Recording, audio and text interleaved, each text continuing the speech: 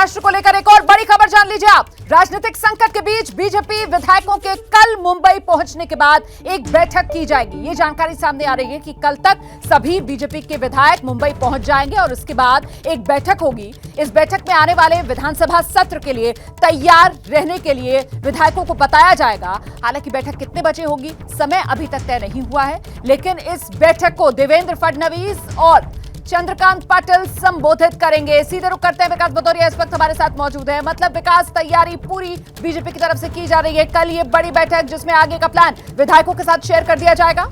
जी हाँ, बिल्कुल। देखिए, ये बड़ी बैठक होगी। अभी इसका वक्त नहीं मुकर्रर हुआ है, लेकिन मैं आपको बता दूं कि 10-10 विधायकों पर एक विधायक को जिम्मेदारी सौंपी गई है उसकी व्यवस्था की। और इन सबसे पहले इन जो 11 प्रमुख बनाए गए हैं, विधायकों के प्रमुख बनाए गए हैं, उनकी बैठक होगी चंद्रकांत दादा पाटिल और देवेंद्र फडणवीस के साथ। और उसके बाद अगली बैठक कब होगी, इस बैठक में तय किया जाएगा। लेकिन अभी सभी विधायकों को मुंबई या मुंबई के आसपास रहने के लिए कह दिया गया है। उनको इतनी दूर रहने को मुंबई से कहा गया है, या मुंबई में रहने को, कि अगले वो 10 से 12 घंटों के भीतर बीजेपी के कॉल के बाद वो मुंबई पहुंच जाएं। तो सबसे पहले जो विधायकों के प्रमुख बनाए गए हैं उनकी बैठक लेंगे चंद्रकांत दादा पाटिल और देवेंद्र फडणवीस, और उसके बाद सभी विधायकों की बैठक होगी। माना यह जा रहा है कि कल देर रात को ये बैठक हो सकती है, और उस समय तक हो सकता है कि शिंदे गुट राज्यपाल के पास अपना समर्थन वापसी का औपचारिक पत्र भेज दे।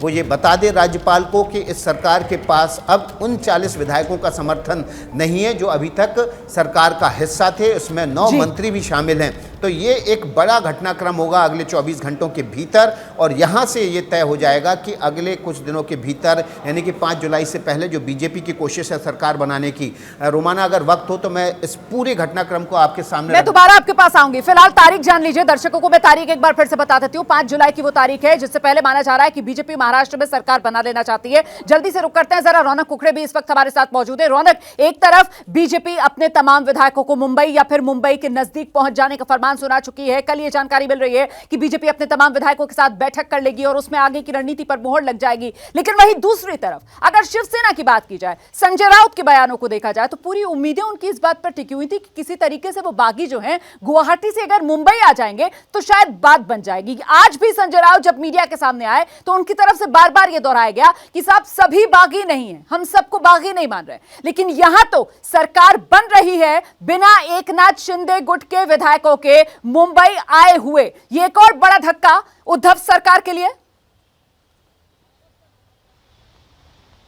जी, निश्चित तौर पर ये कहा जा सकता है कि बहुत बड़ा झटका है। भले ही शिवसेना इस बात की उम्मीद लगाए बैठी है, और खासतौर से शिवसेना नेता संजय राउत लगातार मीडिया में आकर ये दावा कर रहे हो कि गुवाहाटी में जो विधायक एकनाथ शिंदे के कैंप में जाकर बैठे हैं उसमें से 15 से 20 विधायक ऐसे जो आज भी मन से शिवसेना के साथ है, उद्धव ठाकरे के साथ है। लेकिन रोमाना, मुझे एक चीज़ यहाँ पर समझ में नहीं आ रही। हम लगातार संजय राउत से लगातार जब ऑफ कैमरा भी मिल रहे हैं, हमारे लगातार ये सवाल है कि अगर ये विधायक आप लोगों के संपर्क में है और ये मन से आपके साथ है, तो एक भी बयान उनका अब तक सामने क्यों नहीं आया? सोशल मीडिया है, मोबाइल भी सब विधायकों के पास है। हम लगातार अधिकतर विधायकों से फ़ोन पर बात कर रहे हैं। अगर हमसे वे बात कर रहे हैं तो भी वो इस तरह की बात नहीं कर रहे। मुख्य तौर पर ये केवल एक बाहर सीन तैयार करने की कोशिश शिवसेना और शिवसेना नेता संजय राउत की दिख रही है। मुझे नहीं लगता कि वहाँ पर जो विधायक है उसमें से अब एक भी उद्धव ठाकरे के कैंप पे आने के लिए तैयार होगा, क्योंकि ये देखा जाता है कि जब भी सत्ता परिवर्तन होता है और जिसकी सत्ता बनने वाली होती है, मुख्य तौर पर अधिकतर लोगों का रुख उन्हीं के साथ जाने का होता है।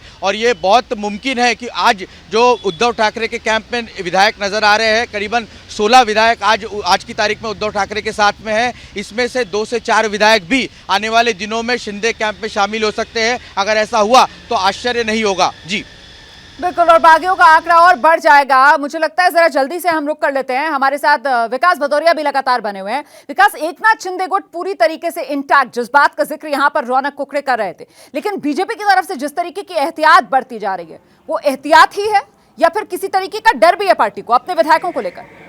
क्या बिल्कुल। देखिए, जब राजनीतिक उठापटक चरम पर होती है तो सभी अपने दांव आजमाते हैं। अगर बीजेपी शिवसेना के भीतर फूट डालकर उनके विधायकों को अलग कर सकती है तो जाहिर तौर पर शिवसेना वहाँ भी सत्ता में है, उसके पास पूरा सिस्टम है। और ऐसी सूरत में बीजेपी के भी कुछ कमज़ोर कड़ियाँ होंगी जिनको वो तोड़ सकते हैं या जिनको अपनी तरफ मिला सकते हैं। हालांकि इस समय बीजेपी बहुत मजबूत स्थिति में है, लेकिन उसके बावजूद तमाम जो बीजेपी के बड़े नेता हैं वो एहतियात पूरी बरत रहे हैं कि किसी भी सूरत में कहीं कुछ ऐसा ना घट जाए जो बीजेपी की इस जीत की राह पर या इस सत्ता की राह पर कोई रोड़ा बन के खड़ा हो जाए और उसको शर्मिंदगी का सामना करना पड़े। जाहिर सी बात है, और इसीलिए एहतियात बरती जा रही है। और हमने आपको बताया किस तरह से हर 10 विधायक पर एक विधायक प्रमुख बना दिया गया है जो इन विधायकों की व्यवस्था का और इनकी जिम्मेदारी और लेगा। कुछ डिटेल्स भी मिल रही है क्या विकास भदौरिया? ये तमाम 106 बीजेपी के विधायक हैं।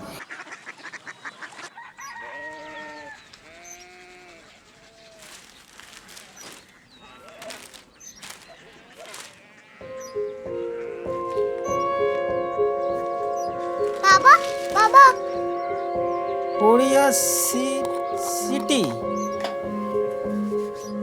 जानी ना।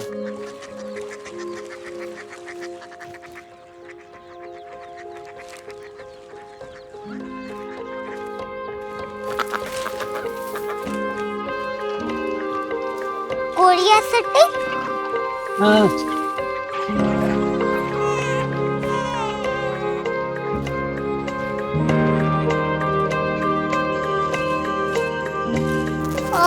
कोरिया सिटी कहाँ पे है? शहर अंग्रेजी लगे हैं।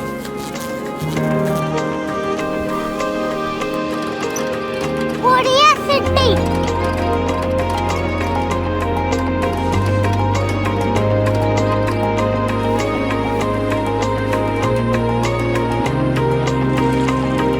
वो बहुत दूर है।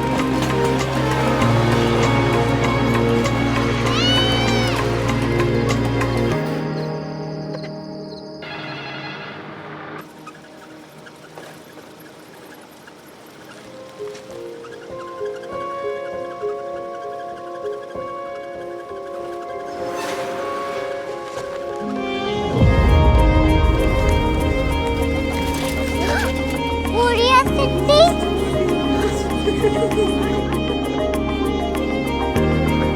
दुनिया को नहीं, कुछ लोग बड़े होते हैं। कोरिया सिटी कहाँ है? प्रोफेसर साहब को पता होगा। हो, ये छोटा वाला ग्लोब लगता है और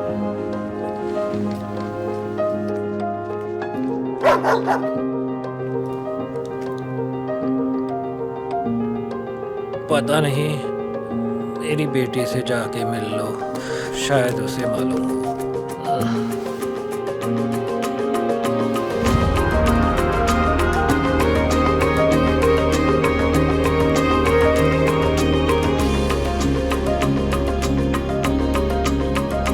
हाय, बाबा ने भेजा है।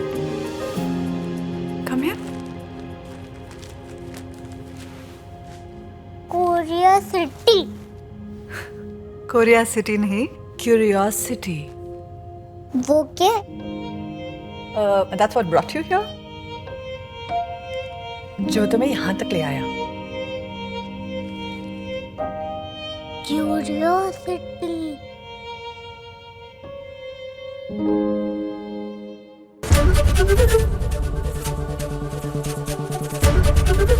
एबीपी न्यूज आपको रखे आगे।